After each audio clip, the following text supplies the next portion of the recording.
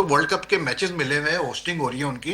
लेकिन इसमें जो अहम नुक्ता है ना वो ये है नसीम के पाकिस्तान का, जैसे हम जो बात कर रहे थे कि मुझे जो पता चला था कि जो वजीर आजम से जब मीटिंग हुई थी मोहसिन नकवी साहब की, तो वजीर आजम ने यही बात कही कि भाई एक तो ये देखें कि इंप्रेशन ये ना पड़े कि हम खेल और सियासत को मिला रहे हैं। दूसरा उन्होंने कहा कि आप ये भी जहन में रखें कि श्रीलंका से भी हमारे बहुत अच्छे ताल्लुकात हैं, तो हम वो ताल्लुकात भी नहीं खराब कर सकते। इसलिए क्योंकि अगर पाकिस्तान की टीम कहती है हम वर्ल्ड कप नहीं जा रहे खेलने के लिए या भारत से नहीं खेलेंगे, तो श्रीलंका को नुकसान होगा उससे काफी।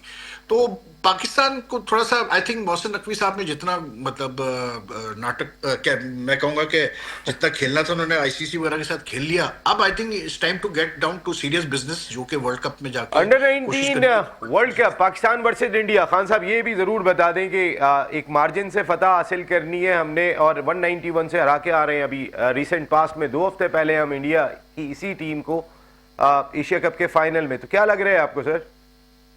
नहीं, ये हमारी अंडर 19 तो माशाल्लाह से अच्छी है, हमारी बहुत अच्छी टीम है। और देखें इंडिया को एशिया कप में हराना कोई मतलब छोटी चीज नहीं थी, और जिस मार्जिन से पाकिस्तान ने हराया बहुत बड़ा मार्जिन था।